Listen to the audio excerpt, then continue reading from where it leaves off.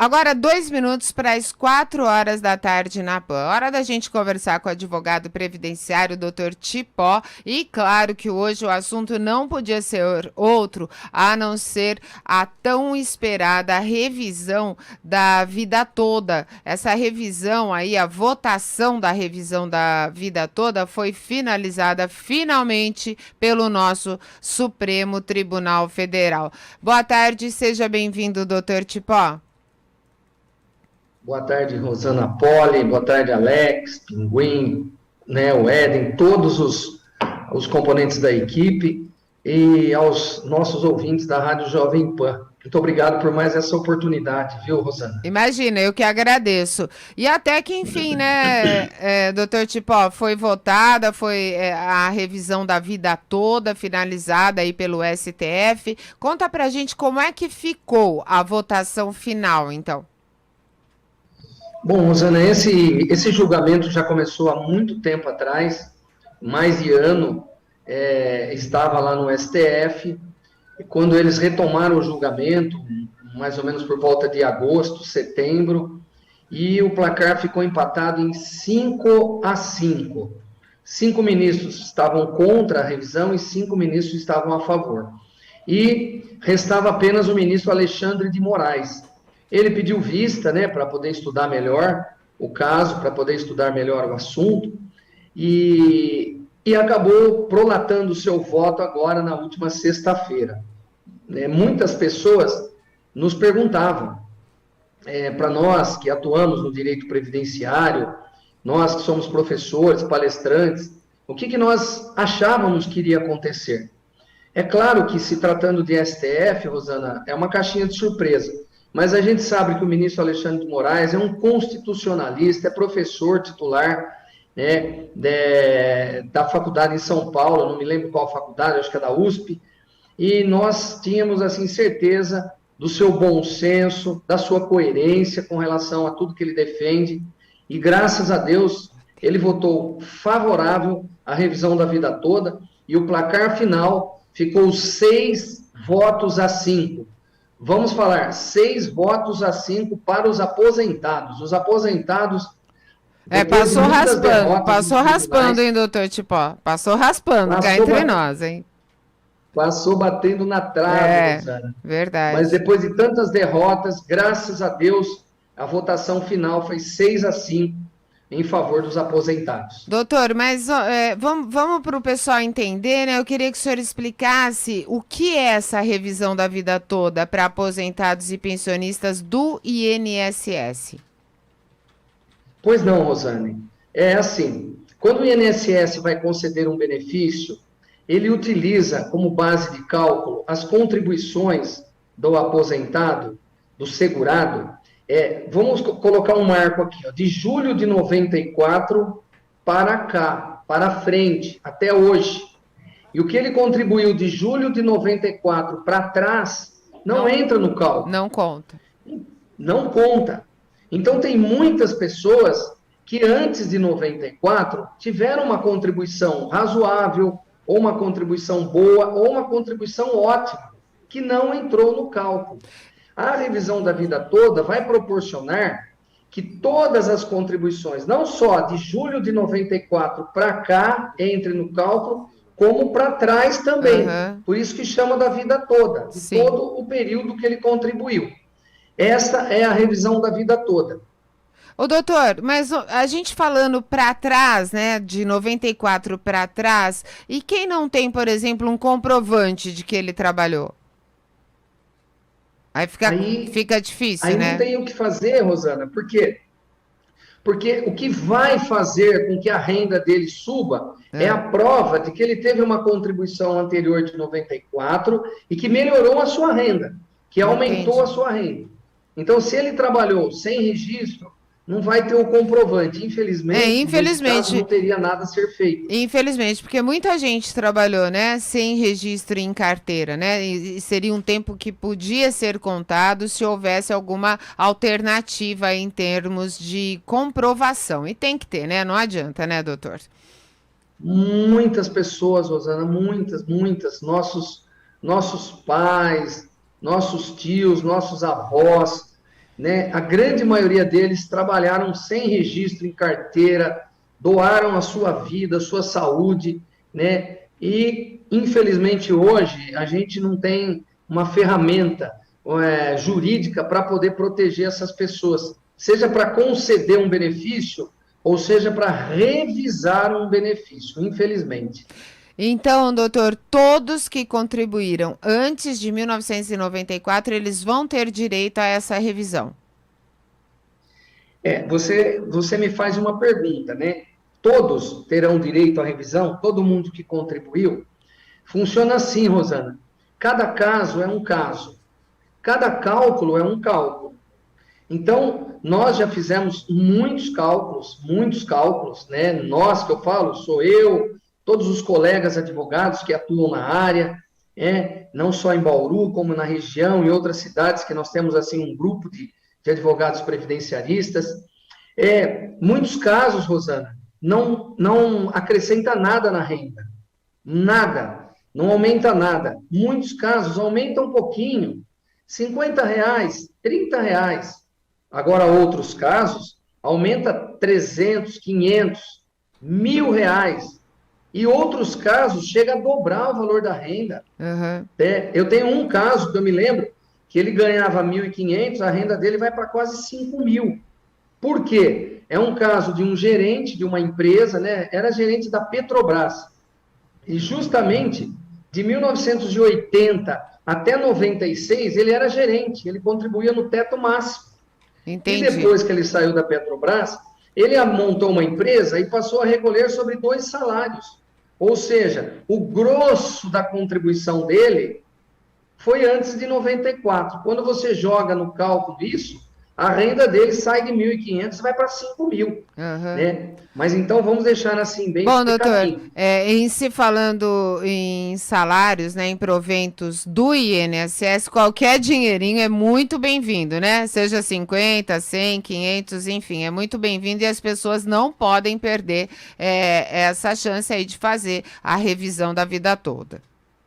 Sim, sim, Rosana, com certeza. Então, só para ficar bem explicadinho, nem todos que contribuíram antes de 94 terão direito, porque é importante, é necessário que seja feito um cálculo antes para apresentar esse cálculo para o aposentado e ver se compensa ou não. Então, primeiro tem que ser feito um cálculo. Doutor, qual que é o prazo para dar entrada nesse pedido de revisão? E também que depois eu queria que o senhor explicasse como é feito esse cálculo, só por especialistas? Sim, Rosana. Primeiramente, o prazo, né? É importante isso.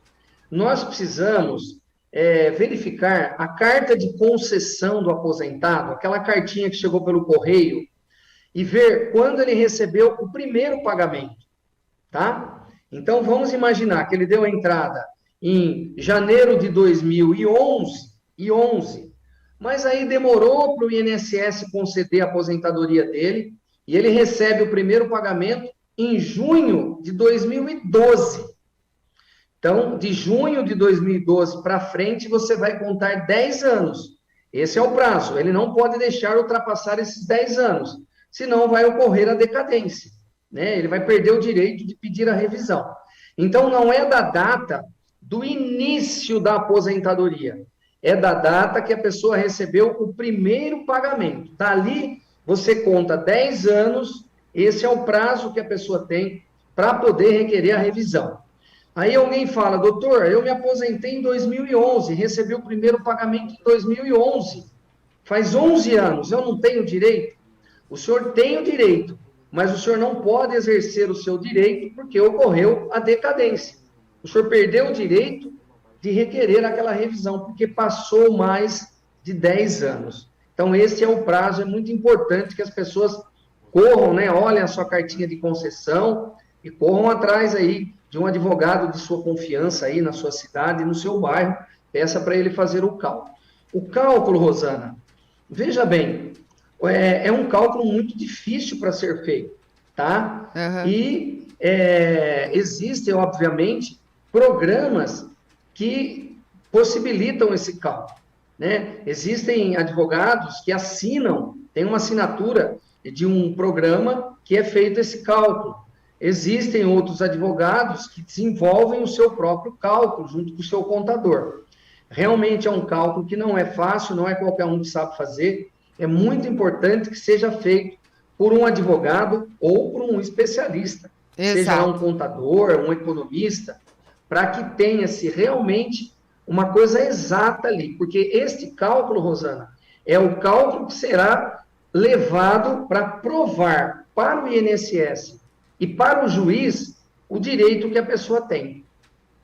Entendi. A gente tem uma pergunta aqui de ouvinte, o Alex Silva vai fazer para o senhor. Exatamente. A pergunta aqui do Gilmar da Silva, doutor, ele diz o seguinte: doutor Tipó, eu ganho 2.900 do INSS mais 1.100 de aposentadoria complementar.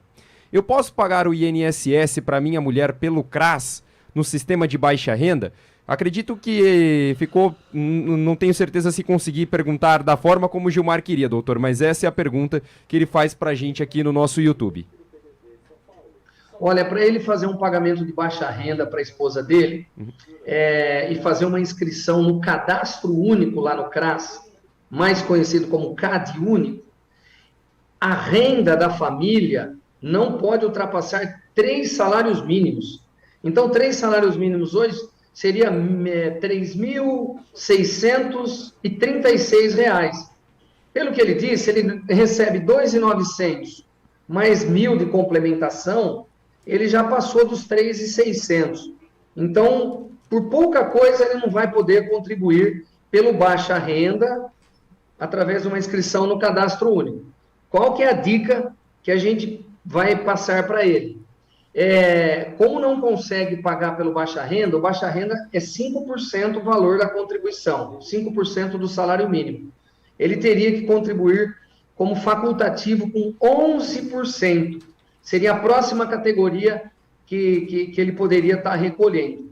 É muito importante também, né, que ele procure uma pessoa que entenda, um advogado, ou até, se for o caso, se ele conseguir ligar no 135, porque existem vários códigos de recolhimento. Se a pessoa recolhe, Rosana, num código errado, lá na frente o INSS pode não validar aquela contribuição. Claro. Então, o baixa renda para ele não dá, por causa da renda que ele tem, mas ele pode optar em pagar 11% do salário mínimo, que seria em torno de R$ 130 por mês para a esposa dele. E o INSS tem um sistema, né, de cruzamento de dados que é impressionante, né? Quase parecido com o da Receita Federal. Doutor, existem aposentados que já entraram com o pedido da revisão da vida toda ou o pessoal estava aguardando, né, o final dessa votação? Olha, Rosana, muitas pessoas já entraram. Muitas pessoas já entraram lá atrás, quando saiu a tese, outros entraram no ano passado, né? E também, obviamente, muitos estavam aguardando essa votação. Então, já existem muitos aposentados que o processo já está ou no INSS, porque primeiro tem que fazer um pedido no INSS, ou já estão na Justiça, estão sobrestados na Justiça. Agora, devido a essa votação, a hora que transitar em julgado essa votação, né, esse processo, aí esses processos que já estão na Justiça, já imediatamente retomam o seu curso e o seu andamento. E, doutor, de repente eu estou interessada em fazer aí a revisão da vida toda. Quais os documentos necessários que eu tenho que apresentar, né, para essa revisão, para se fazer o cálculo e ver se isso compensa ou não, né? Também tem essa. Isso mesmo, isso mesmo. Olha, Rosana, os documentos mais importantes e essenciais são aquela carta de concessão da aposentadoria que chegou pelos Correios. Carta de concessão. Caso a pessoa tenha extraviado ou não sabe onde está, é só entrar no Meu INSS, naquele aplicativo que, infelizmente, faz 15 dias que não funciona, tá? Tá horrível, horrível, mas entra lá no Meu INSS e imprime lá uma nova carta de concessão. Então, carta de concessão, todas as carteiras de trabalho, em especial as carteiras mais antigas, tá? Porque nas carteiras mais antigas constam salários que às vezes não constam no CNIS, no extrato previdenciário. Então, os advogados precisam usar, às vezes, a carteira, o salário lá que está na carteira, as alterações de salário para alimentar o programa e poder fazer um cálculo real. Então, carta de concessão, carteiras de trabalho, RG, CPF e um comprovante de residência. Esses são os documentos que a pessoa precisa, né, providenciar e levar isso para um advogado especialista da sua confiança ou para um contador e pedir para que ele possa fazer um cálculo, apresentar esse cálculo a você, Rosana, e você vai decidir se você acha que compensa ou não, né? A gente sabe que tem gente que fala, vai aumentar R$50, eu não quero. Vamos respeitar. Tem gente que fala, não, quanto aumentar eu quero. Então, vai ser uma decisão do aposentado após a elaboração do cálculo. Bom, o senhor já até respondeu minha próxima pergunta, que seria como proceder, né, depois do levantamento da documentação. Então, só repetindo, é o cartão de concessão, né, que as pessoas recebem pelos Correios logo que elas se aposentam, as carteiras de trabalho, CPF, RG e comprovante de endereço. Aí é procurar um especialista, um advogado ou um contador, né, doutor? Isso mesmo, Rosana. Só fazer um pequenino reparo, é a carta de concessão. Carta de concessão. Carta. É uma que chega pelo correio, e eu sempre falo, evitem atravessadores, evitem procurar pessoas que não são advogados ou que não são contadores. Procurem profissionais realmente estabelecidos. A OAB, ela leva muito a sério isso. Tem excelentes profissionais aqui em Bauru que trabalham e que podem, com certeza, dar um atendimento agora e poder fazer um cálculo e, se for o caso, encaminhar esse pedido de revisão para o aposentado. Tem mais pergunta para o doutor Cipó, Alex? Tem sim. Antes, o José Ricardo Zagato, doutor, fala para mandar um abraço para o senhor e fala que vocês jogaram bola juntos no BTC. E aí ele pede para mandar um abraço aqui na Jovem Pan News Bauru. Tá mandado o abraço, então, do senhor José Ricardo Zagato aí para o doutor Cipó. E também, doutor, tem uma pergunta aqui da Dalva, e ela diz o seguinte aqui pelo nosso WhatsApp. Alex, boa tarde. Pergunte para o doutor Cipó, qual o valor mínimo para contribuição para aposentar por tempo de serviço, doutor? Olha, é um estudo que tem que ser feito assim, um pouquinho mais abrangente, vamos falar assim, mais de primeira mão. A pessoa que quer se aposentar por tempo de contribuição, eu estou imaginando que essa pessoa já contribuiu como empregado, né, ou como contribuinte individual, e ela quer continuar contribuindo para se aposentar por tempo de contribuição. A contribuição mínima é 20% do salário mínimo, que hoje, né, vou até já fazer o cálculo aqui, 1.212 vezes 20%, seria R$242. Então, se for para aposentar por idade, a pessoa pode pagar 11%, que é 130. E se for para aposentar por idade, se ela for baixa renda, se a renda da casa não ultrapassar 3 salários mínimos, ela pode pagar 5% do salário mínimo, que seria R$60. Mas, finalizando, no caso dela, aposentadoria por tempo de contribuição, 20% no mínimo do salário mínimo. Porque, às vezes, ela pode falar, olha, eu quero contribuir 20%, mas sobre R$2.000, sobre R$3.000. Ela pode, mas o percentual sempre vai ser 20%. Mais alguma coisa, Alex?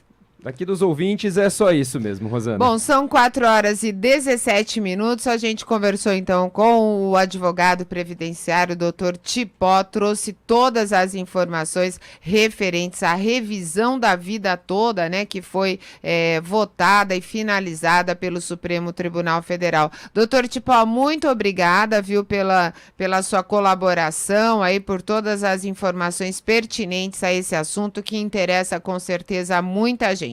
Obrigada. Eu, mais uma vez, agradeço, Rosana, toda a sua equipe, né, por mais essa oportunidade, e que Deus nos dê muita saúde para que a gente possa estar sempre trazendo notícias boas aqui, né, que já estamos assim, com tanta notícia ruim que a gente se depara, né?